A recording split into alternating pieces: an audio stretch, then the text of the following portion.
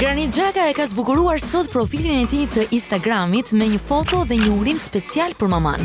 Varg e plot dashurinë që çdo nën do të dëshironte t'i dëgjonte për ditëlindje, por jo vetëm. Edhe 100 vjeç të gjitha nënave që kanë ditëlindjen sot. Nuk është hera e parë që një fans bën tatuazh emrin e këngëtarit të tij të preferuar, por është hera e parë që e shohim ta bëj atë në kokë. Një fans i Baby G ka bërë tatu emrin e këngëtares në kokë. Gjës ky që e ka surprizuar këngëtaren. Në këtë foto, Eni Çobani na shfaq anën tjetër të saj. Teksa ka pozuar me djalin, ajo shprehet se vetëm kur është pranë tij, jeta e saj merr kuptim. Këto janë fjalët e një nëne krenare për të birin.